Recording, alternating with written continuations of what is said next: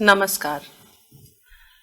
श्री अरविंदांचे अक्षर वाङ्मय या मालिकेत आपल्या सगळ्यांचं स्वागत आहे. मी Shruti Vidwaikar, Shri Aurobindo centre for advance research SACAR Pondicherry यातर्फे हे व्याख्यान प्रस्तुत करत आहे.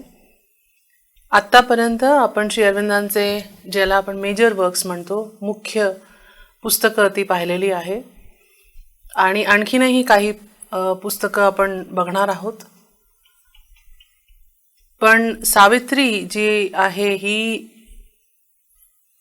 त्यांची सर्वोत्कृष्ट कृती असं म्हटलं जाऊ शकतं. ते कशासाठी ते आपण थोड्या वेळात बघू. पण मला काही बोलायच्या आधी हे सांगायची इच्छा होते की जे काही मी सावित्रीबद्दल समजले, शिकले आणि एक आवड निर्माण झाली ते ह्यासाठी कारण की माझ्या घरी आई बाबा ते सतत काही ना काही सावित्रीबद्दल बोलत राहायचे आणि ओळी त्याच्या सांगत राहायचे. तर एक इंटरेस्ट निर्माण झाला. माझ्या आईची PhD पण सावित्रीवर होती, त्यामुळे मला ऐकायला भरपूर मिळालं.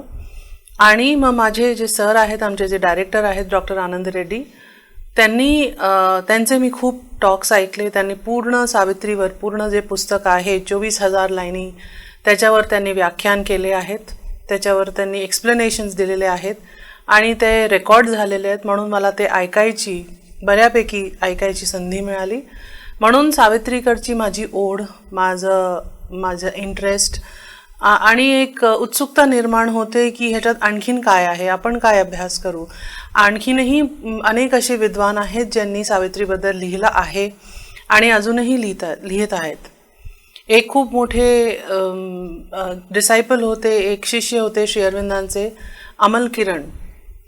त्यांनी तर जेव्हापासनं सावित्री श्री अरविंदांनी लिहिणं सुरू केलं होतं तेव्हापासनं शोधून ते श्री अरविंदांना पत्र लिहायचे आणि त्यांना असं जाणवायचं की श्री अरविंदांनी काहीतरी नवीन लिहिलं आहे.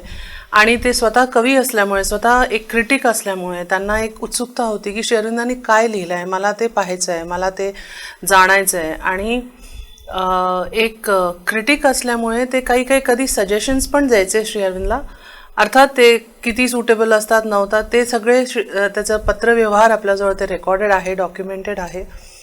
आणि म्हणूनच सावित्री जितकं पत्रव्यवहार, जितक्या गोष्टी सावित्रीबद्दल श्री अरविंदांनी पत्रात लिहून अमल किरण यांना सांगितले आहेत किंवा माताजींनी जितकं सावित्रीबद्दल सांगितलं आहे, लिहिलं आहे, बोललं आहे, हे आपल्याला दुसरं कुठल्याही वाङ्मयाबद्दल श्री अरविंदांच्या कदाचितच मिळत असेल. त्यांना जेव्हा विचारलं गेलं तुम्ही लाईफ डिवाईनमध्ये काय लिहिता, तर त्यांचं एक पॅराग्राफचं उत्तर होतं. सिंथेसिस ऑफ योगाचं त्यांचं एक पॅराग्राफचं उत्तर होतं. पण सावित्रीमध्ये त्यांनी म्हणजे किती पानांची पत्र लिहिली आहे समजवण्यामध्ये की सावित्री काय आहे आणि सावित्रीला आपण कसं समजावं किंवा कधी समजू शकतो, त्याच्यात नक्की मी काय प्रयत्न केला आहे, हे सगळं असं करून एक लेटर्स ऑन सावित्री म्हणून वेगळ्यानी श्री अरविंदांचं एक पूर्ण कलेक्शन आहे. म्हणजे एका पुस्तकात लेटर्स ऑन आर्ट अँड पोएट्रीमध्ये त्यांचं पूर्ण ते कलेक्शन आहे. आणि माताजींचं पण पूर्ण द मदर ऑन सावित्री त्या स्वतः वाचायच्या, त्या स्वतः त्याला फ्रेंचमध्ये ट्रान्सलेट करायच्या. तर त्यांनी पण खूप एक उच्च पातळीवर सावित्रीला ठेवलं होतं. आणि 2 गोष्टी ज्या माताजींनी सांगितल्या होत्या ते हे की सावित्री जी आहे ती श्री अरविंदांचीचं शेवटलं एक ज्याला आपण मेसेज म्हणतो, एक शेवटली त्यांची कृती तर आहेच, पण it is the message of Shri Aurobindo असं त्या म्हणतात. All else is a preparation. तर आपण जितकेही वाङ्मय आत्तापर्यंत पाहिलेले आहेत, जितकेही श्री अरविंदांचे मेजर वर्क्स आपण पाहिलेले आहेत, छोटे कदाचित आपण नाही पाहिले, पण ते सगळे मिळून पण ते म्हणतात की इट्स अ प्रिपरेशन. आता ते तयारी वेगवेगळ्या पातळीवर असू शकते. ते श्री अरविंदांची स्वतःची तयारी असू शकते कारण की ते सगळे वाङ्मय लिहिताना त्यांची चेतनाची पातळी एक वेगळी होती, त्यांचे एक्सपेरिमेंट्स थोडे वेगळे असतील.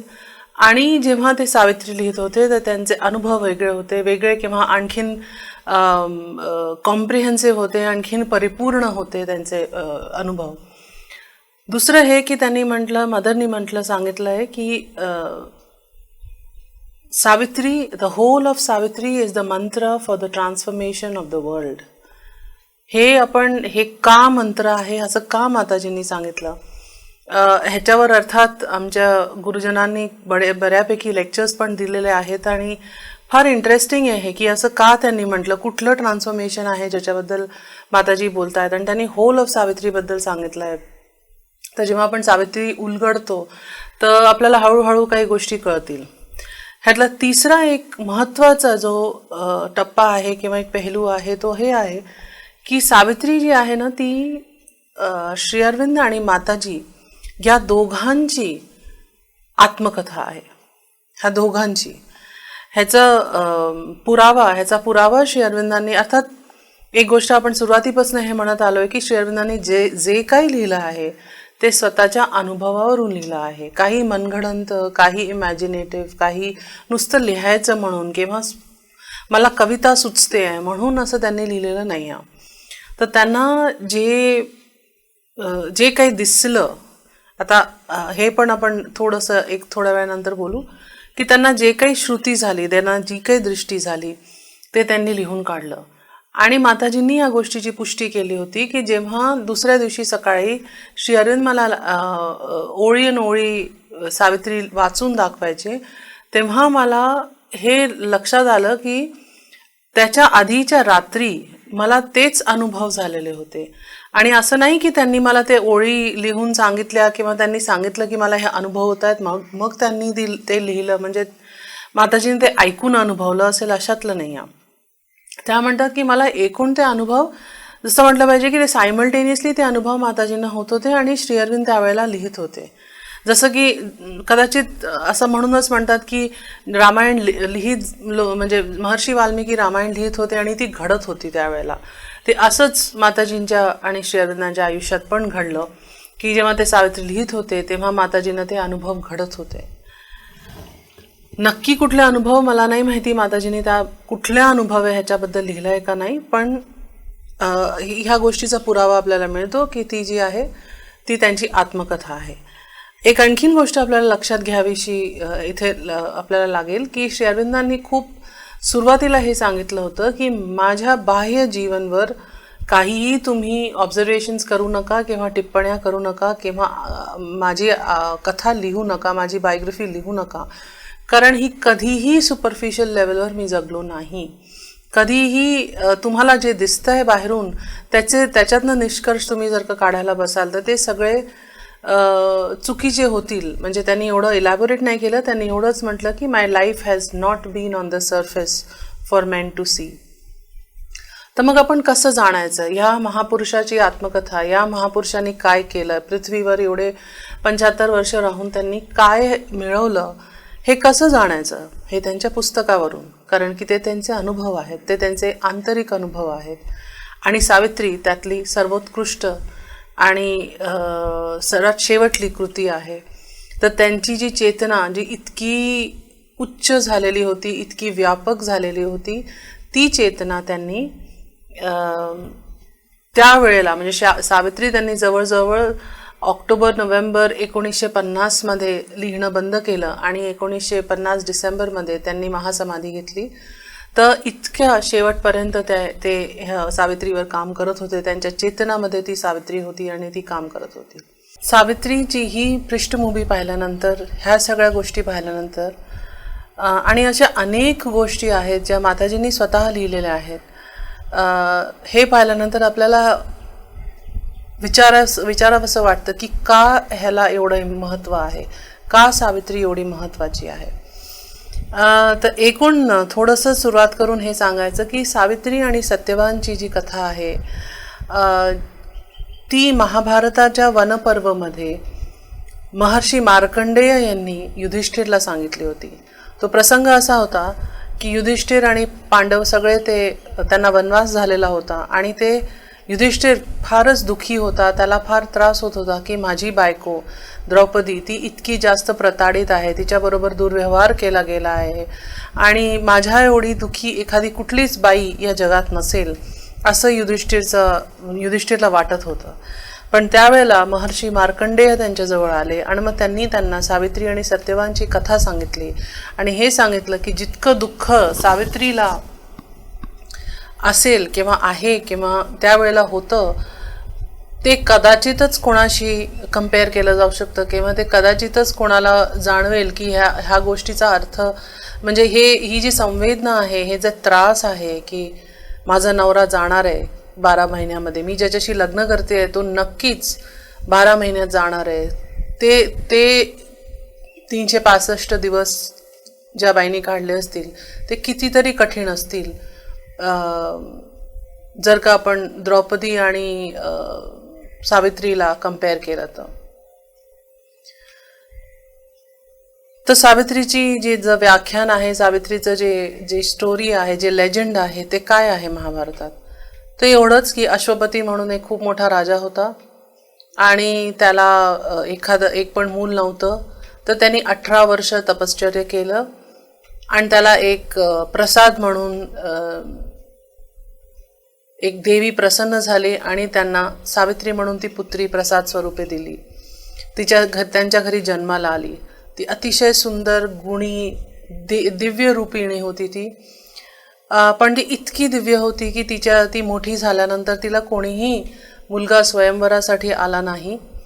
तर मग तिच्या वडिलांनी सांगितलं की तू स्वतःसाठी मुलगा शोध आणि तुला जे कोणी सापडेल, मला पूर्ण विश्वास आहे की तू व्यवस्थित स्वतःसाठी एक मुलगा निवडून येशील. सावित्री जाते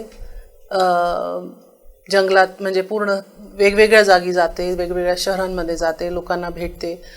पण तिला एका जंगलात एक मुलगा सापडतो, अतिशय सात्विक, अतिशय सुंदर, शांत, आणि तो जंगलात राहणारा एक मुलगा असतो, पण तो राजकुमार असतो खरं तर.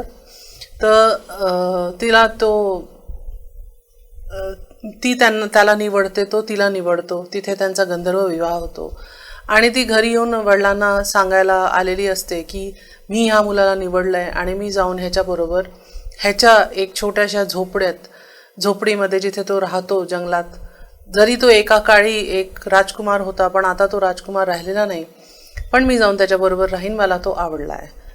तर वडिलांना काहीच त्याच्यात त्रास नाही आहे. वडील म्हणतात ठीक आहे. पण त्यावेळेला नारद तिथे असतात आणि नारद असेच कुठे एका जागी पोचत नाही, ते कुठल्या तरी कारणाने येतात. तर ते नारद तिथे त्यांना सांगतात की हे बघा, तुम्ही ज्या मुलाला निवडलंय ती निवड खूप चांगली आहे. तो मुलगा अतिशय गुणी आणि छान आणि अगदी तुमच्या मुलीला शोभेल असा आहे, पण तो अगदी 12 महिन्यात म्हणजे तुमच्या फर्स्ट ॲनिव्हर्सरीवर त्याला मृत्यू त्याची लिहिलेली आहे, म्हणजे लग्नानंतर त्याची मृत्यू 1 वर्षाने लिहिलेली आहे. त्यामुळे तू अजूनही ठरवून घे तुला काय करायचं आहे. तर सावित्री म्हणते नाही, मी एकदा ठरवलं आहे आणि मी तसं करीन आणि मी लग्न करीन त्याच्याशी, मी बघू पुढे काय होतं. आणि आपल्याला असं जे शाळेत शिकवलं जातं ते हे की ज्या दिवशी सत्यवानची मृत्यू लिहिलेली होती, ज्या दिवशी तो मृत्यूला प्राप्त होणार होता, त्या दिवशी ते लोक दोघंही नवरा बायको जंगलात गेले फिरायला. तिथे मृत्यू आले, सत्यवानला घेऊन गेले आणि सावित्री त्याच्या मागे मृत्यूच्या मागे गेली. त्याच्याशी खूप तिने लढाई केली आणि फायनली ती सत्यवानला पृथ्वीवर परत तिने आणलं.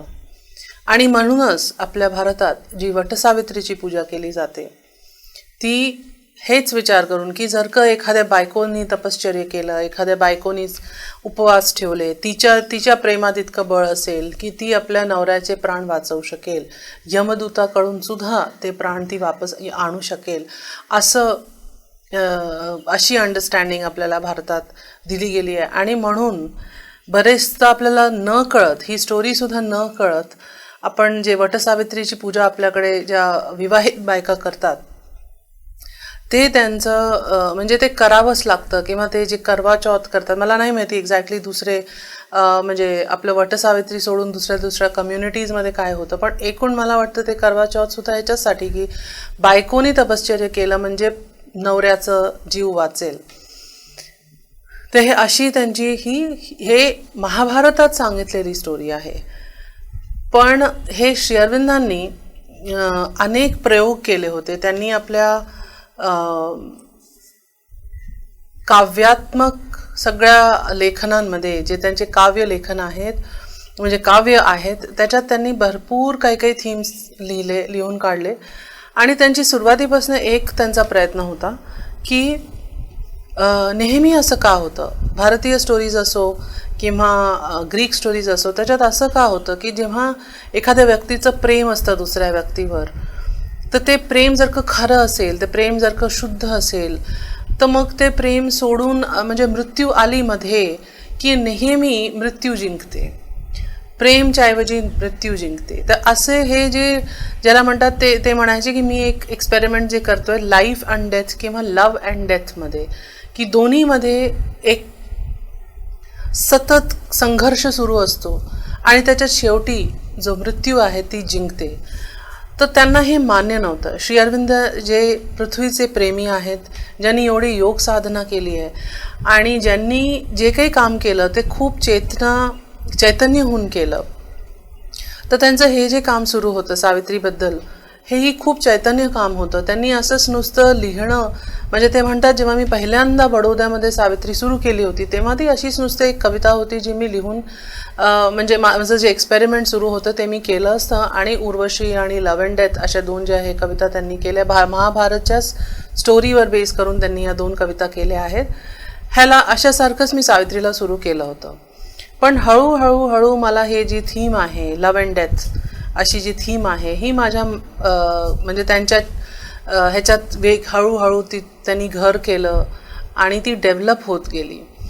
तर दुसरे जे 2 स्टोरीज आहेत त्याच्यात एक असं होतं की नवरा बायको खूप चांगल्याने, म्हणजे एक राजा आणि एक त्याची राणी खूप छान प्रेमात असतात आणि त्यांचं सगळं राजकारण व्यवस्थित चालू असतं. आणि एकदा ती लोक असंच आपल्या बागेत बसलेले असतात जिथे खूप सुंदर फुलं, झाडं आणि तलाव वगैरे सगळं असतं. आणि अचानक एक सर्प येऊन त्या बायकोला तो दंश मारतो आणि ती बायको तिथल्या तिथे मरते. आणि मग तो नवरा आहे तो आपलं राजकारण सोडून, आपलं राजपाट सोडून तो आपल्या बायकोला आणायच्या मागे पळत असतो आणि त्याला जो वापस आणतो तर त्याला यमराज किंवा जे कोणी त्याला परत करतात ते सांगतात की बघा, तू आपल्या पृथ्वीवरचं अर्ध आयुष्य त्याग, तेव्हाच तुला मी तुझी बायको परत करेन. आणि तो अगदी सहर्ष ते सगळं त्या गोष्टीचा त्याग करतो. तर एक विचारावंसं वाटतं की एक तो राजा होता, त्याचे काही राजकीय धर्म होते, राज्य धर्म होते, त्याचं आयुष्य स्वतःचं कदाचित तू जर का 100 वर्ष जगणार असेल तर त्यांनी 50 वर्ष त्यांनी पूर्ण त्याग केलं त्याच्या प्रेमासाठी. प्रेमाच्या दृष्टिकोनाने पाहिलं तर हे ठीक आहे, पण जर का पृथ्वीच्या दृष्टिकोनाने पाहिलं तर एक सक्षम राजा, त्याला आपलं राजकारण त्याग करून आपल्या प्रेमापोटी हे पृथ्वी सोडून जावं लागलं किंवा अर्ध आयुष्य सोडून जावं लागलं. तर हे एका परीने जरा हे स्वार्थी किंवा सेल्फिश असं वाटतं आपल्याला, किंवा आपली अशी मजबुरी आलेली आहे, असं हेल्पलेसनेस आलेली आहे की आम्हाला प्रेम हवं आहे तर आम्हाला पृथ्वी सोडावी लागेल आणि मृत्यूचं आलिंगन करावं लागेल. आणि जर का पृथ्वी हवी आहे तर आपल्याला प्रेम सोडावं लागेल, किंवा जीवन हवं आहे तर प्रेम सोडावं लागेल. म्हणजे जीवन हवं आहे तर म्हणजे मृत्यू आणि जीवनाच्या मध्ये जे संघर्ष सुरू आहे त्याच्यामध्ये शेवटी मृत्यू जिंकते. पण जीवन हवं असेल तर मग प्रेम नको जर का पूर्ण पृथ्वीचं जीवन हवं. तर हे पूर्ण वेळ जे एक संघर्ष सुरू असतो, प्रेम, जीवन, मृत्यू, आणि शेवटी आपल्याला माहितीच आहे, आपल्याला हे सारखं सांगितलं गेलं आहे की शेवटी आपण मरणारच आहोत, शेवटी आपलं देह त्यागणारच आहोत. आणि आपल्याला हेही सांगितलं गेलं आहे ग्रंथांमध्येही की जो जन्माला आला तो मृत्यूला प्राप्त होईलच. तर श्री अरविंद म्हणे की मला हे जरा संशोधन करू द्या की हे खरंच खरं आहे का मी ह्याला बदलू शकतो. तर त्यांनी एक गोष्ट शोधून काढली, जे त्यांनी कदाचित लाईफ डिवाईनमध्ये पण लिहिली आहे, की मृत्यू जी आहे ती कोणाला प्राप्त होते? जीव जगतला. एखादा वृक्ष आहे तो 1000 वर्ष जरी जगलं तरी ते मरेल, एखादा प्राणी आहे ते 200 वर्ष जगलं तरी ते मरेल, आणि मनुष्य आहे ते कितीही वर्ष जगलं तरी ते मरेल. पण एखादा पहाड मरत नाही, त्याचं स्वरूप बदलत असेल पण तो मरत नाही. एखादी नदी त्याचं स्वरूप बदलेल पण ती मरत नाही. एखादा कण परमाणू आणि अणू ते सगळे आपले स्वरूप बदलत असतात, पण ते मृत्यूला प्राप्त होत नाही. तर आपण का मृत्यूला प्राप्त होतो? ह्याचा अर्थ आहे की मृत्यू जी आहे ही कदाचित टाळता येऊ शकेल. आणि असे अनेक प्रयत्न झालेले आहेत. पृथ्वीच्या सुरुवातीपासून असे अनेक प्रयत्न आपल्याला जे स्टोरीज मार्कंडेय ऋषी स्वतः त्यांची स्टोरी जी आहे ती त्यांना अमरत्व प्राप्त झालेलं आहे. एक राजा त्रिशंकू होते, त्यांचा पण एक प्रयत्न होता की मला या शरीरामध्ये राहून अमरत्व प्राप्त करायचं आहे, तेही होतं. वेदमध्ये सुद्धा आपल्याला त्याची एक परिकल्पना दिलेली गेली आहे की आपण मृत्यूला प्राप्त न होऊ असं तो मा सद्गमय मृत्योर्मा अमृतम गमय, हे आपल्याला वेदिक ह्याच्यात सांगितलेलं गेलंय साहित्यामध्ये. तर नचिकेतस आपल्याला माहिती आहे, जे उपनिषदमध्ये जो नचिकेतसनी मृत्यूला स्वतः सामोरा जाऊन त्याने विचारलं होतं की तुझं राज काय आहे, तू कोण आहेस, मला ते सांग, मला जाणायचं आहे की तू कोण आहे. तर असे अनेक प्रयत्न झाले आहेत की लोक शारीरिक रूपेनी अमरत्व प्राप्त करायचा प्रयत्न करत असतात. तर श्री अरविंद म्हणे की जर का हे प्रयत्न झालेले आहेत तर हे पूर्णपणे नाही होऊ शकत अशातली गोष्ट नाही आहे. तर मग त्यांनी ह्या सावित्रीची जे त्यांनी स्टोरी वाचली तेव्हा त्यांना हे जाणवलं की जगात कदाचित एक असा फोर्स आहे ज्याला आपण प्रेम म्हणतो, ते आपल्याला कदाचित वाचवू शकेल. पण तो प्रेम कसा? बायकोचा प्रेम नाही, आईचा प्रेम नाही, ईश्वराचा प्रेम. ईश्वराचा प्रेम आपल्याला वाचवू शकतो. हे गोष्ट आपण अनेक गोष्टींमध्ये अनेक पुराणांमध्ये पाहिलेली आहे, म्हणून मी ते इथे रिपीट करणार नाही. पण हे आपल्याला प्रामाणिकपणे सांगितलं गेलंय की जर का ईश्वर आपल्या डोक्यावर हात ठेवेल, ईश्वरची करुणा आपल्याबरोबर असेल तर आपल्याला अमरत्व सुद्धा प्राप्त होईल. पण त्याचे काही कंडिशन्स आहेत जे श्री अरविंदांनी सांगितले आहे. आता सावित्रीबद्दल परत सांगताना हे की श्री अरविंदांनी जे ओरिजिनल लेजंड आहे, जी नुसतं खूप कमी म्हणजे किती ओळींमध्ये लिहिली गेली त्याचं डिटेल आत्ता माझ्याकडे नाही आहे, पण एक छोटंसं व्याख्यान आहे, उपाख्यान आहे. ते सावित्री उपाख्यान जे आहे ते खूपच लहान एक स्टोरी महाभारतमध्ये सांगितली गेली आहे. श्री अरविंदांनी त्याला एक जाड पुस्तक 12 खंडांचं आणि जवळजवळ 24,000 ओळी त्यांनी त्याच्यात लिहून काढले. त्या ओळींमध्ये त्यांनी नक्की काय लिहिलं, एक रूपरेखा त्या पुस्तकाची सांगायची म्हटलं तर त्यांनी हे सांगितलं की जी रूपरेखा आहे की हो सावित्री अश्वपतीला मूल नव्हतं म्हणून त्यांनी तपश्चर्य केलं वगैरे. त्यांनी डिटेल काय सांगितलं त्याच्यात, अश्वपतीचं तपश्चर्य कसं होतं, त्यांनी नक्की काय मागितलं ईश्वराकडून. तर ते सांगतात की त्यांनी जे मागितलं ते हे नाही सांगितलं की माझ्याकडे मूल नाही आहे, माझं राज्य कसं चालेल पुढे म्हणून मला एक मूल द्या, हे नव्हतं त्यांचा हेतू. त्यांचा हेतू त्यांनी काय मागितलं तर मला पृथ्वीसाठी एक अशी शक्ती हवी आहे जिच्या आल्यानंतर लोकांना सगळे जितके लोकांचे त्रास आहे, लोकांचे पेन्स आहेत, सफरिंग आहे, ते सगळे हरून जातील, ते सगळे मिटून जातील आणि मग अमरत्व प्राप्त होऊ शकेल. जे सुख लोकांना वाटतं की स्वर्गात असेल ते स्वर्ग स्वतः खाली आलं पाहिजे. आम्हाला स्वर्गात जायची परिकल्पना न देता आम्ही खाली स्वतः आलो, स्वर्ग स्वतः खाली आलं पाहिजे, अशी माझी अभिप्सा आहे, अशी माझी प्रार्थना आहे. म्हणून ते सुप्रीम ईश्वर जे आहेत किंवा जी डिवाइन मदर त्यांना ती दर्शन देते त्याच्यामध्ये ते त्यांना सांगतात की माझ्या पृथ्वीला वाचवण्यासाठी तुम्ही जे करू शकता ते करा. तर हे श्री अरविंदांची स्वतःची पूर्ण योग साधना, त्याचं जे एक सार म्हटलं पाहिजे ते हेच आहे, पृथ्वीला मी कसं वाचवू. आपण ह्याच्या आधीच्या व्याख्यानांमध्ये हे पाहिलंय, ऐकलंय की श्री अरविंदांना पृथ्वीशी खूप प्रेम होतं, म्हणून जे काही पृथ्वीच्या उत्क्रांतीसाठी होऊ शकेल ते त्यांनी आणि पृथ्वीला वाचवायला करू शकतील, त्याला त्याची उत्क्रांती पटापट होऊ शकेल आणि ते नष्ट होणार नाही असं करायला मी काय तपश्चर्या करू की मी पृथ्वीला वाचवू शकू. हे आपल्याला परत लक्षात घ्यायला हवं की श्री अरविंदांनी आधी योग साधना केली आपल्या देशासाठी, त्याच्यानंतर त्यांनी आपल्या समाजासाठी, समाज म्हणजे एक मानव समाज अर्थातच, आणि मग पूर्ण पृथ्वीसाठी.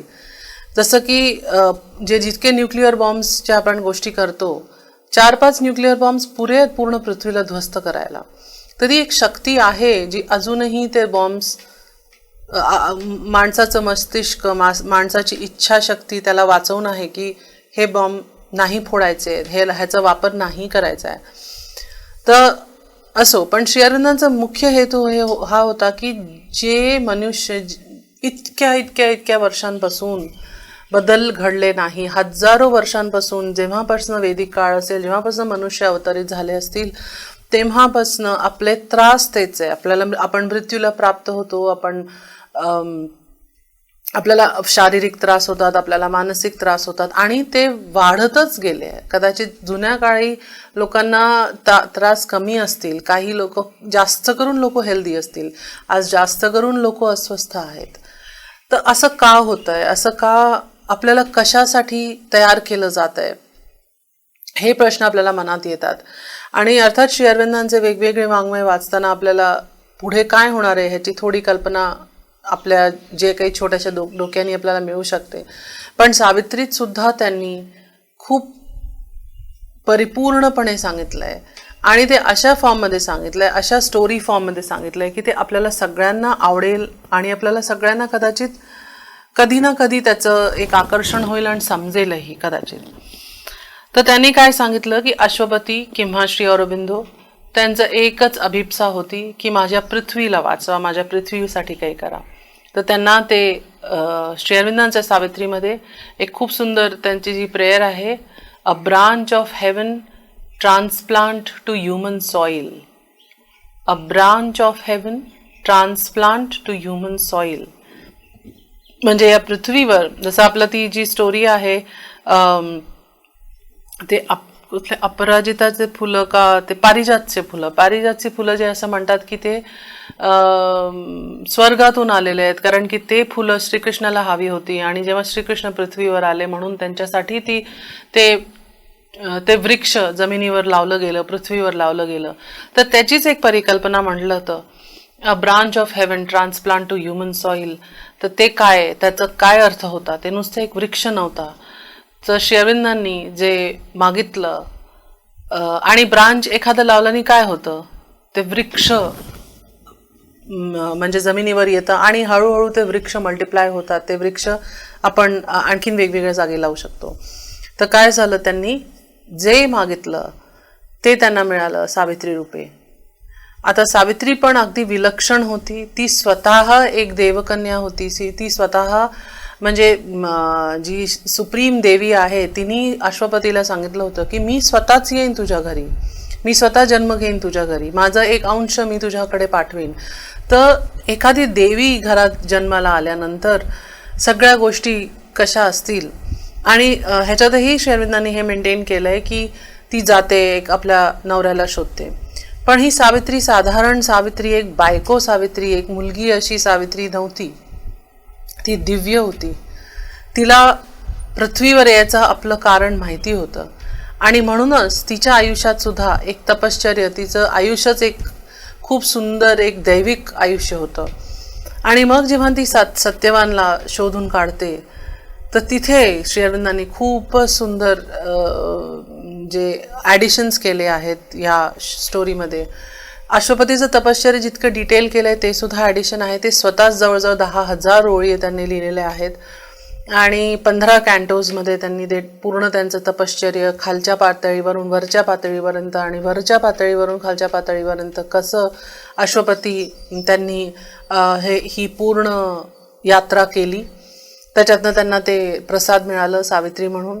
आणि सावित्रीने सत्यवानला निवडल्यानंतर हे पूर्णपणे श्री अरविंदांनी त्याला जे जुन्या व्याख्यांमध्ये नव्हतं, जे जुन्या लेजंडमध्ये नव्हतं, त्याला प्रस्तुत केलं आहे की सावित्री येते, खूप सुंदर, खूप अगदी गोड दिसणारी अशी मुलगी, जिचं लग्न ठरलंय किंवा लग्न झालंय, तिच्या तोंडावर एक वेगळाच तेज, एक आनंद, एक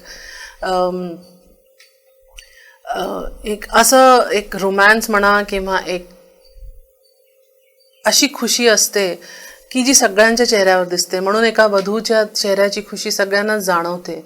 तर ती येते जेव्हा आपल्या वडिलांच्या दरबारात परत. तिथे नारद आलेले असतात आणि नारदचंही खूप सुंदर डिस्क्रिप्शन श्री अरविंदांनी दिलेलं आहे. आता ते इथे या इतक्या कमी वेळामध्ये आपण ते जास्त बोलू शकणार नाही. पण म्हणजे एक खूप असं म्हटलं पाहिजे की या गोष्टीचं आपण पेंटिंग करू शकतो. इतकं छान त्यांनी सांगितलंय की नारद आहेत दरबारामध्ये. अश्वपती किंग म्हणजे दरबार आहे म्हणजे ते ॲज अ किंग अश्वपती बसलेले आहेत, राजा अश्वपती म्हणून बसलेले आहेत आणि त्यांच्याबरोबर त्यांची बायकोही बसलेली आहे. तर बायकोचा उल्लेख आपल्याला जुन्या ह्याच्यात मिळत नाही, जुन्या स्टोरीमध्ये मिळत नाही. तर ती येते आणि इतकी सुंदर सावित्रीला पाहून सावित्री आपल्या वडिलांना म्हणते, O king, O father, I have carried out thy will, I have chosen, आणि ते मला ओळी नीट लक्षात नाही आहे, बट दिस इज डन, ते असं म्हणतात. सावित्री आपल्या वडिलांना सांगते की तुम्ही मला ज्या कामासाठी पाठवलं होतं ते झालंय आणि दिस इज डन, मी हे काम करून आले.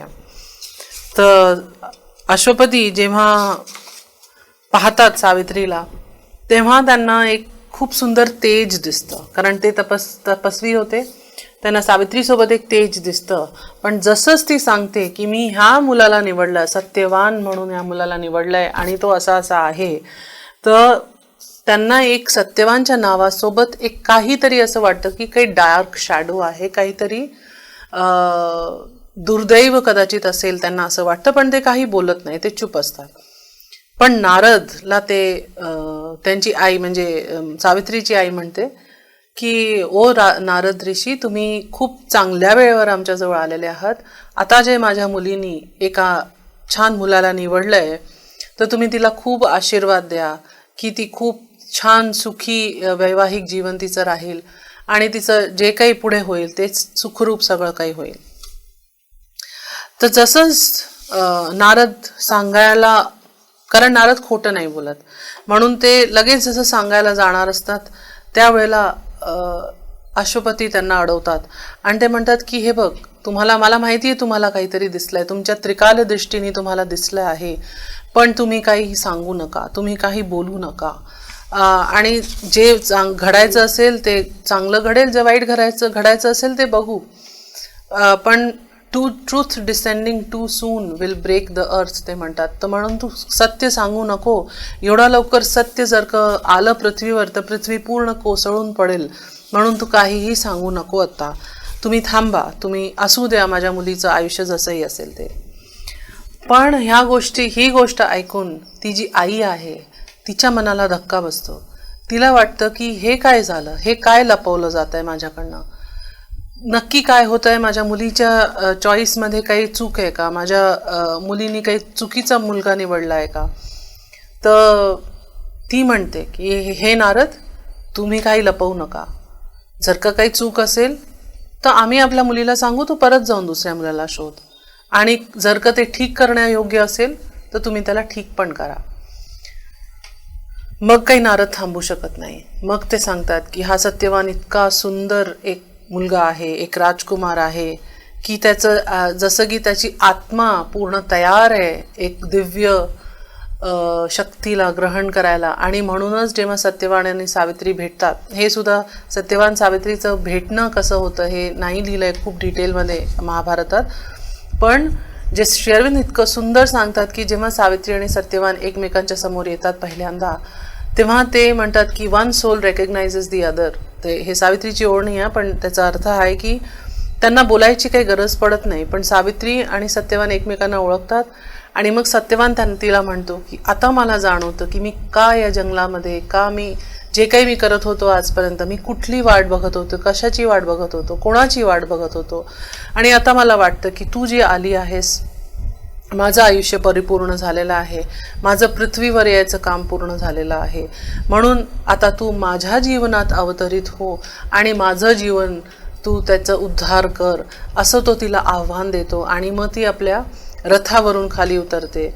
तर तो एक खूप सुंदर श्री अरविंद त्याच्यात ओळ सांगतात, डिसेंड, लेट दाय जर्नी सीज, म्हणजे ती इतकं कुठे वर्षभर ती वेगवेगळ्या राज्यांमध्ये गेली, ती यात्रा करत होती. पण आता ते म्हणतात की आता तुझं पूर्ण यात्रा संपव, कारण आता तुला तुझी डेस्टिनेशन मिळालेली आहे. तुला जे तू शोधत होतीस, मला वाटतं तुला ते मिळालेलं आहे. म्हणून आता तू खाली उतर. आणि ते खाली उतरायचं म्हणजे हे खाली उतर म्हटलं तर ते खूप लोकल लँग्वेज बोलण्यासारखं म्हणजे एक साधारणपणे होतं. पण जेव्हा ते श्री अरविंद इंग्लिशमध्ये लिहितात डिसेंड, तर त्याचे खूप सारे अर्थ आहेत. एक तर हे की ती दैविक शक्ती आहे, तिला ते आव्हान करतायत की तू माझ्या आयुष्यात ये. दुसरं एक नवरा म्हणून किंवा एक प्रेमी म्हणून तो तिला म्हणतोय की तू आता माझ्या आयुष्यात ये. आणि तिसरं की ती रथावर आहे म्हणून तिला तो खाली उतरायला सांगतोय. तर असे वेगवेगळे त्याचे अर्थ आहेत, पण ते खूप सुंदर तो सीन आहे अर्थात. पण नारद काय सांगतात की हो सत्यवान खूपच छान आहे, तो अतिशय म्हणजे परफेक्ट आहे सावित्रीसाठी. पण ह्या दोघांच्या वैवाहिक जीवनला नुसतं 12 महिने दिले गेले आहेत.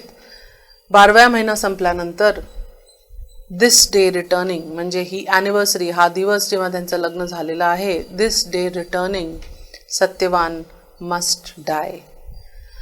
तर श्री अरविंदांनी ही जी ओळ आहे, Satyavan must die, Satyavan will die, Satyavan will die, असं हे 2-3दा लिहिलेलं आहे. आणि हे जे आहे हे वाक्य ती जी आई आहे, जी अश्वपतीची बायको आहे, तिच्या मनावर एक असं आभाळ कोसळल्यासारखं तिच्यावर पडतं. आणि मग ती अगदी तळमळून ती नारदला सांगते की आपल्या मुलीला सांगते आधी की हे बघ, तू चुकीचं माणूस निवडलाय, तू चुकीचा मुलगा निवडलायस, तू परत जा आणि हवं तेवढा वेळ घे, पण तू एका चांगल्या मुलाला शोधून आण. असं वैवाहिक जीवनसाठी मी तुला परवानगी देणार नाही आणि हे तुझं चुकीचं निवड झालेली आहे. तर मग सावित्री म्हणते की नाही, once my heart chose and chooses not again. मला माहिती आहे मी काय केलं आहे, मला माझी शक्ती माहिती आहे, मी कोण आहे मला माहिती आहे, मी कुठून आले आहे, माझं काय सोर्स आहे, मी काय करायला पृथ्वीवर आले आहे हे मला माहिती आहे. आणि म्हणून मी काही परत जाणार नाही आहे. म्हणजे फ्रीडम त्या काळाचं बघा की जे श्री अरविंदांनी लिहून काढलं. एकूण लोक आजकाल सावित्रीला एक फेमिनिस्ट अप्रोच म्हणून पण बघतात, पण आपण न बघता हे बघितलं की पूर्णपणे त्या शक्तीला ही शक्ती मिळालेली होती की ती आपल्या आयुष्याचे निर्णय स्वतः घेऊ शकेल. तर मग ती जी राणी आहे ती खूप हताश होऊन जेव्हा सावित्री म्हणते की मी काही तुमचं ऐकणार नाही आहे, मी माझं डिसिजन झालेलं आहे, तर मग ती नारदला विचारते की असं का, एवढं पेन अँड सफरिंग माझ्या मुलीच्या आयुष्यात का आलं, ईश्वर आहेत का, ईश्वर नुसतं आमच्या गोष्टी ऐकत असतात, ते आम्हाला मदत तर करत नाही, आम्ही त्यांना किती पूजापाठ केलं तरी शेवटी आम्ही मृत्यूला प्राप्त होतो, शेवटी आमच्या लाईफमध्ये आमच्या आयुष्यामध्ये त्रास येतात, दुर्दैव येतात. मग ईश्वराचं काय अर्थ आहे, मग या पृथ्वी ही कशाला बनली, हे ब्रह्मांड कशाला निर्मित झालं, आपण काय ईश्वराचे खेळणे आहोत का की त्यांचं मन झालं तर त्यांनी बनवलं, त्यांचं मन झालं तर आपल्याला तोडलं. हे मला काही पटत नाही अशा गोष्टी. आणि मग नारद त्यांना पूर्ण क्लॅरिफिकेशन देतात. हे सगळं श्री अरविंदांनी ह्याच्यासाठी लिहून काढलंय आपल्यासाठी, म्हणजे नुसतं पोएटिक ब्युटीसाठी किंवा पोएट्रीसाठी म्हणून त्यांनी लिहिलं नाही आहे. त्याच्यात त्यांनी आपण मनुष्यरूपी लोकांचे सगळे प्रश्न हे त्यांनी त्याच्यात प्रस्तुत केले आहे. आपल्याला जे त्रास होतात, आपण ईश्वराचं बरेचदा आपण जेव्हा म्हणतो की आपल्या लाईफमध्ये ट्रॅजेडी आली की आपल्या ईश्वरावरचा एक विश्वास उठून जातो. तो का उठतो, कारण की आपल्याला जसं हवं असतं तसं मनाप्रमाणे घडत नाही. आणि मग आपल्याला वाटतं की ते ईश्वर काय करतायत, ईश्वर तर नुसतं बसलेत, काही काम म्हणजे ते आपल्याला मदत नाही करत आहे. आपण इतके नारळ चढवले, इतके दानपुण्य केले, इतके सगळे कर्मकांड केले, पण ईश्वराने शेवटी आपलं जे केलं ते केलंच. तर हे सगळे प्रश्न ती राणी विचारते. आणि श्री अरविंद हे इतकं सुंदर त्या राणीचं डिस्क्रिप्शन देतात की ते म्हणतात की राणी होती पण थोड्या वेळासाठी ती एक ह्युमन बिईंग सारखी होऊन गेली. म्हणजे आपल्याला माहिती आहे की राणी किंवा एक राजा किंवा एक राजकुमारी साधारण माणसासारखं वागू शकत नाही, साधारण माणसासारखे रिॲक्शन्स देऊ शकत नव्हते त्यावेळेला. पण ही राणी जी होती ती म्हणते, श्री अरविंद म्हणतात की थोड्या वेळासाठी ती परत एक म्हणजे मनुष्यरूपी प्रॉब्लेम्स जे होते ते तिने आपल्यासमोर मांडले आणि म्हणून ते खूप महत्त्वाचे आहे. तर ते जे 2-3 कॅन्टोज आहेत, पेन अँड सफरिंगवर कॅन्टो आहे आणि आपली काय म्हणतात भाग्य आहे का, भाग्य बदलू शकतो का, ह्या सगळ्या गोष्टींचे त्यांनी प्रश्न विचारले जे आपल्याला पडतात अशी प्रश्न. आणि नारदांनी त्यांना काही उत्तरं दिली, काही त्यांनी म्हटलं की हे बघ, मी आत्ता सगळं उलगडून तुला सांगत नाही आहे, तू एवढा विश्वास ठेव की तुमच्या मुलीमध्ये इतकी कॅपॅसिटी आहे की जर का ती सक्सीड झाली, तिला सक्सेस मिळाली जे ती करायला आली आहे पृथ्वीवर, तर ती खूप काही मिळवू शकेल. म्हणजे ती सगळ्यांचा उद्धार करू शकेल ना, तर ती स्वतःचाही उद्धार करू शकणार नाही. तर एक लक्षात घ्या की ती सक्सीड झाली तर ती पूर्ण पृथ्वीमध्ये बदल घडवून आणेल आणि नाही तर मग ती काही करू शकणार नाही. आणि ह्याचं कारण त्यांनी सांगितलं की एखादा दिव्य व्यक्ती जेव्हा पृथ्वीवर येतो तेव्हा आपण हे सगळे अवतार पुरुषांबरोबर पाहिलेलं आहे की एखादा व्यक्ती पृथ्वीवर आला की त्याला सगळे त्रास आणि एका मनुष्याला होऊ शकतील ह्याच्यापेक्षा जास्त त्रास त्याला सहन करावे लागतात. कारण की जोपर्यंत त्यांना ते त्रास माहिती नसतील तर ते त्याचं निवारण कसं करतील, ते त्याच्यातनं त्याचे सोल्युशन्स कसे शोधून काढतील. श्री अरविंदांना पण हे सारखं विचारलं गेलं होतं की तुम्ही तर योगी आहात, तुम्ही तर अवतार आहात, तुमच्यासाठी हे सगळं करणं खूप सोपेपणे होतं, शक्य होतं, पण आम्ही तर अवतार नाही आहे, आम्ही तर साधारण मनुष्य आहोत. तर त्यांनी हे लिहिलं की हे बघा, मी तुम्हाला कळेल ह्याच्यापेक्षा कितीतरी जास्त त्रास मी सहन केले आहे आणि मी ते ह्याच्यासाठी सहन केले कारण की मला माहिती आहे. ते एका पत्रात त्यांनी लिहिलं होतं की असे एकही त्रास नाही आहे ज्याच्याबद्दल मला माहिती नाही आहे. फिजिकल, वायटल, मेंटल जे आपण रूपात असो, मला असं एकही त्रास नाही आहे ज्याच्याबद्दल मला जाणीव नाही आहे. आणि कारण की मला जाणीव आहे म्हणूनच मी ते त्रास परिवर्तित करू शकतो, ते मी त्रास तुमचे मिटवू शकतो, त्या त्रासामधनं कसं बाहेर पडायचं हे सांगू शकतो किंवा त्याच्यावर आपली साधना करून, तपश्चर्या करून त्याला पार करू शकतो.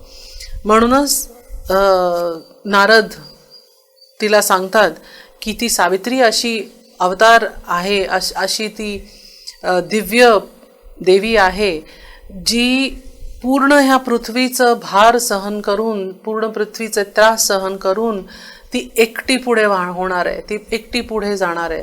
आणि ती या पृथ्वीसाठी जर का तिने धडपड केली तर तिला जे मिळेल त्याने सगळ्यांचा उद्धार होईल. आणि म्हणून queen, strive no more to change the secret will.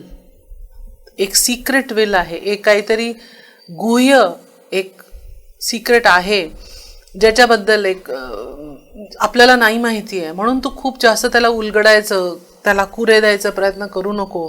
काही ना काही आपल्याला चांगलं ह्याच्यातनं कदाचित दिसू शकेल.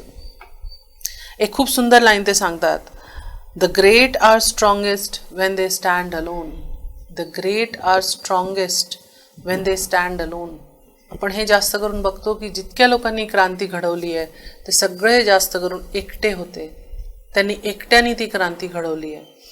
तर हे असं जेव्हा सावित्रीच्या आईला सांगितलं गेलं तर ती कन्व्हिन्स तर पूर्णपणे नव्हती झाली, पण ती शांत झाली कारण की आता ती आपल्या मुलीच्या इच्छेच्या विरुद्ध काही करू शकली नव्हती.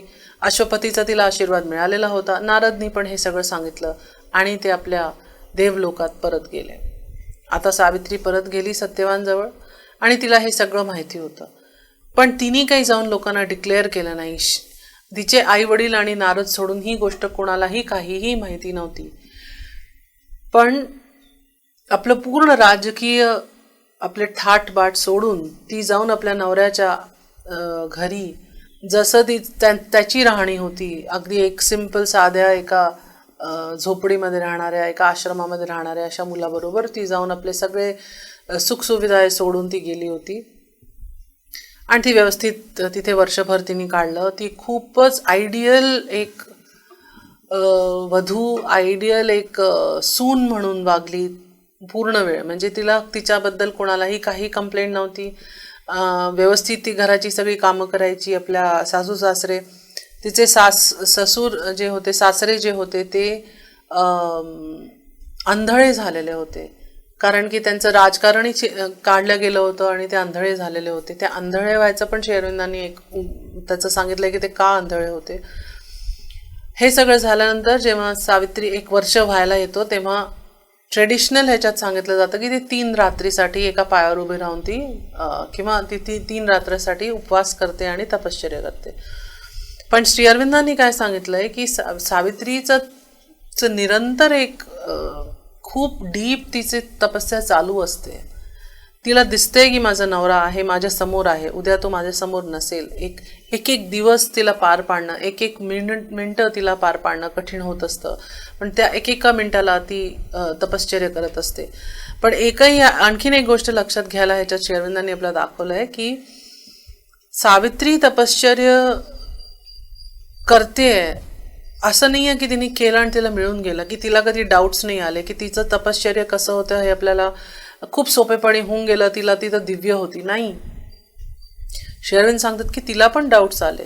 सुरुवातीला तर तिने म्हणून दिलं की हा मी जे विचार केलंय मला जसं माहिती आहे, आणि त्यावेळेला तिचं ते दैविक रूप समोर होतं. तर त्या दैविक रूपाने सांगितलं की मला माहिती आहे मी माझं आयुष्य बदलू शकते, मी माझं भाग्य बदलू शकते.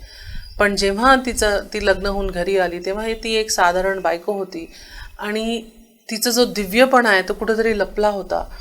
तर ती एकदा अशीच दुखी बसली होती आणि रडली नाही, तिने कधी अश्रू नाही पाडले. हे गोष्ट श्री अरविंद खूप स्पेसिफिकली सांगतात की तिने कधी अश्रू नाही पाडले. तर ती खूप दुखी होऊन विचार करायची की विचारही नाही गेला. तिला असं वाटलं की आता माझ्याजवळ काही शक्ती नाही आहे, आता माझ्या नवऱ्याचं जे होणार आहे ते खूप क्षणभरासाठी तिला असं हे हेल्पलेसनेस वाटली. पण मग तिला एक आतून आवाज आली की तू कशाला आली आहेस पृथ्वीवर, तुला लक्षात घे जरा, तू नुसतं दुसऱ्या बायकांसारखं बसून रडायला आली आहे का तुला काही एक काम दिलं गेलं आहे, तू एक मिशनवर आली आहेस. तर ती म्हणे पण मी काय करू, मला नाही सुचत आहे, मला सांग मी काय करू. तर मग तिला एक आवाज येते, फाइंड आउट दाय सोल, आपली आत्मा शोध.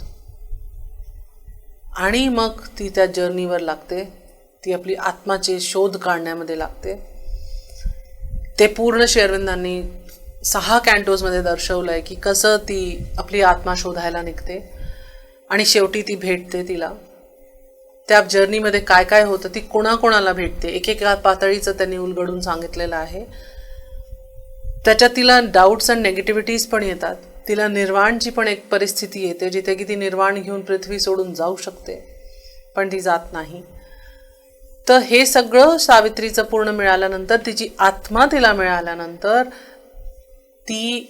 तो दिवस उगवतो जेव्हा सत्यवान मस्ट डाय. तर आपल्याला माहिती आहे ती आपल्या सासूबाईंची परमिशन घेऊन ती जंगलात जाते. ह्याच्यात पण परत मेन स्टोरीमध्ये सासूबाईचा काहीही कुठेही उल्लेख नाही आहे. पण ह्याच्यात श्री अरविंदांनी तिच्या सासूला छोटीशी एक म्हणजे अगदी 8-10 लाईनी दिलेल्या आहेत, ज्याच्यात की त्याच्या सासूचं पण एक नेचर दिसून समोर येतं. की ती म्हणते की तू आमच्यासाठी देवीसारखी अवतरित झाली आहे, तू इतके दिवस आमच्यासोबत राहिली, 364 दिवस आमच्याबरोबर राहिली आणि आम्हाला एकदाही जाणू दिलं नाही की तू राजकुमारी आहेस, की तू कुठून आली आहेस, तू इतकी देवीसारखी आमच्या आयुष्यात आलेली आहे. आणि आज जर का तुला आपल्या नवऱ्याबरोबर जंगलात जायचं आहे तर तू जा, मी काही मला थांबायचं काही कारणच नाही आहे तुला. तर ती जाते आणि ॲज युजल सत्यवानची मृत्यू होते. तेही खूप सुंदर दर्शवलं आहे श्री अरविंदांनी, कसं ते मृत्यूचं पूर्ण माहोल तो कसा होता, ते पूर्ण भयानक म्हणा किंवा अगदी शांत, तिथे ती एकही पान हलत नसेल अशी शांतता त्या जंगलात झालेली असते. आणि मग मृत्यू येतात.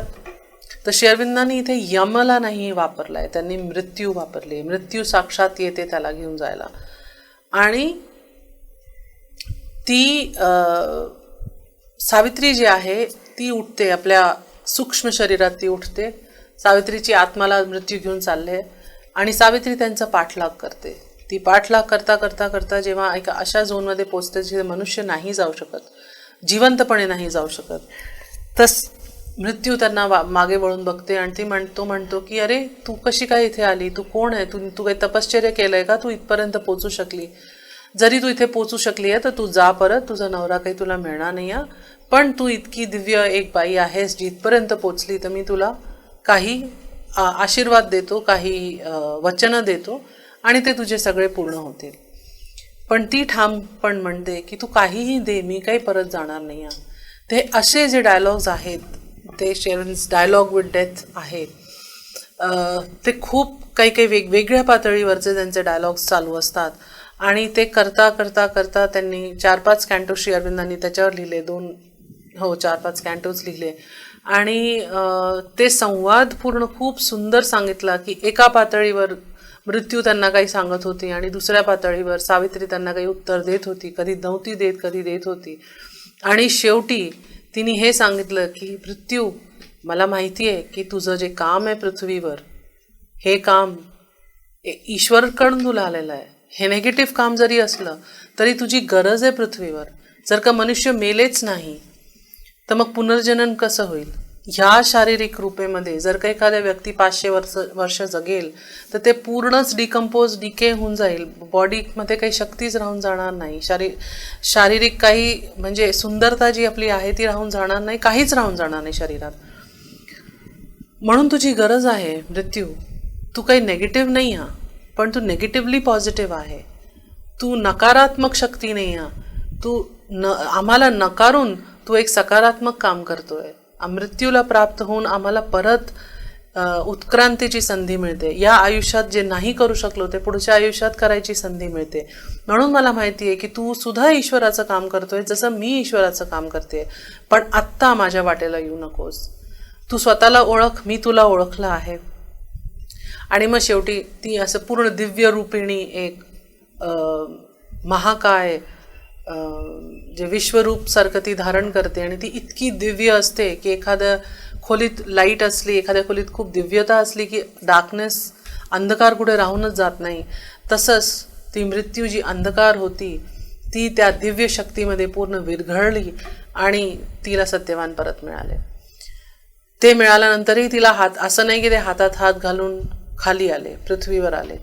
त्याच्यातही त्यांच्या समोर एक पडदा आला आणि ईश्वराने परत सावित्रीची एक टेस्ट घेतली की मी तुला सगळी शांतता देतोय, तू एवढे मोठे मोठे काम केले आतापर्यंत, मी तुला सगळं काही देतो जो व्यक्ती एका पृथ्वीवर राहून मिळवायचा प्रयत्न करतो, पण तू पृथ्वीवर काही परत जाऊ नको. पण ती सारखं ते सगळं नाकारून ती एवढं ईश्वराला सांगते, तुम्हाला जे काही द्यायचे तुम्ही मला द्या, पण ते पृथ्वीसाठी द्या, माझ्यासाठी नको.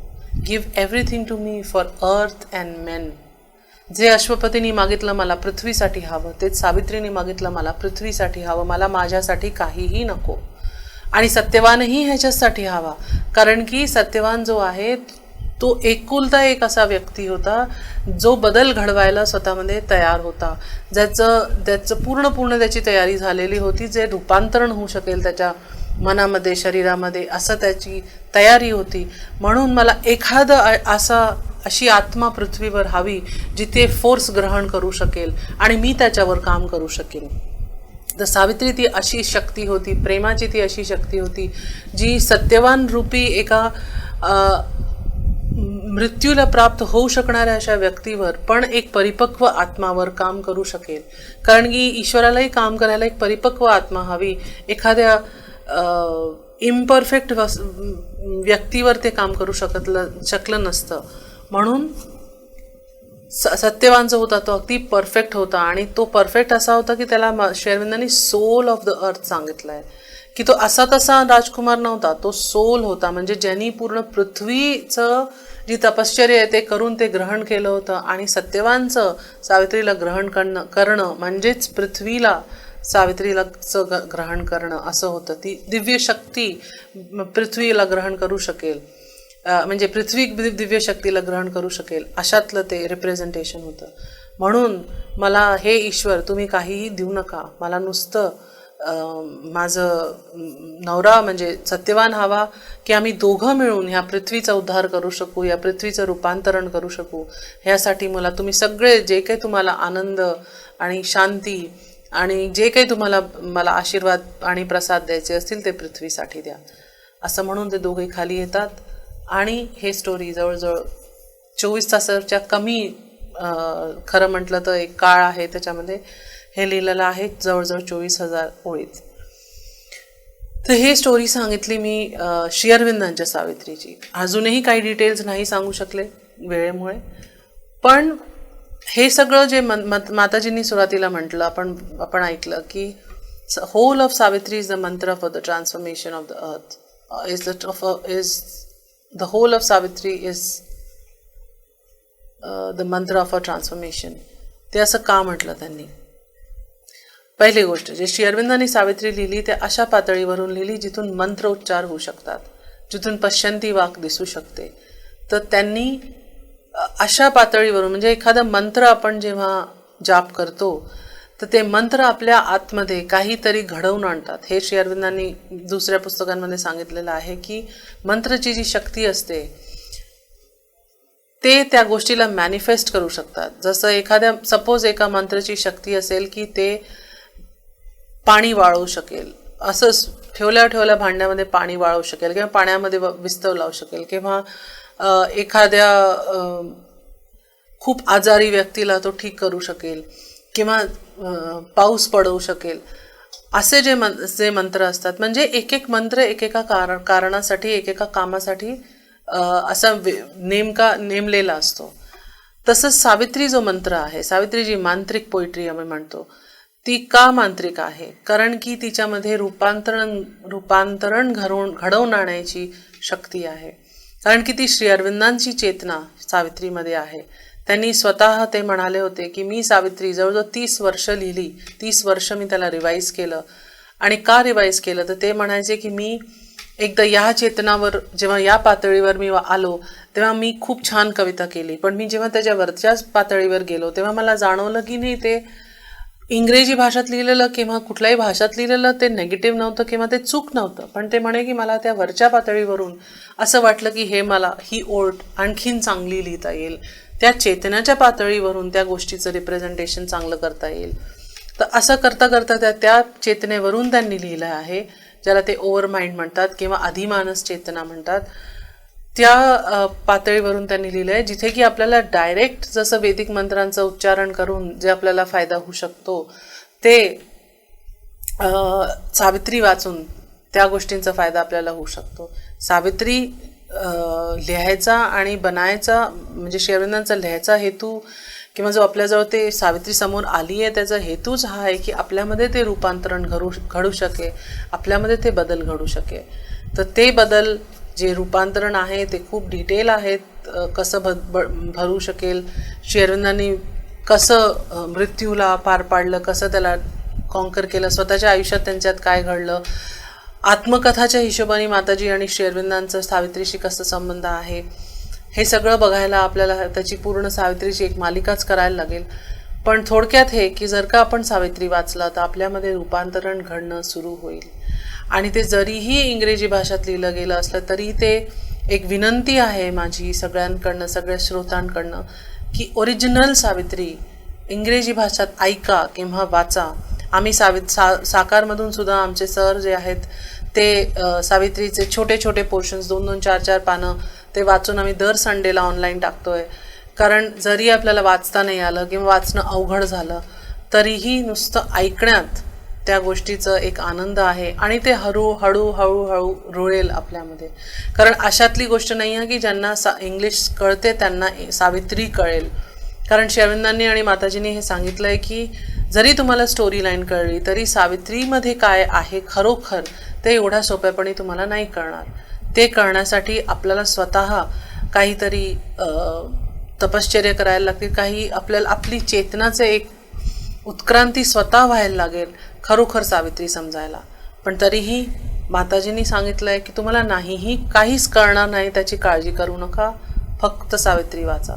कारण की सावित्रीच्या या माहोलमध्ये, या ॲटमॉस्फिअरमध्ये राहणं स्वतः एक प्युरिफिकेशन आहे, एक आपल्या चेतनाची उत्क्रांती व्हायचा एक मार्ग आहे.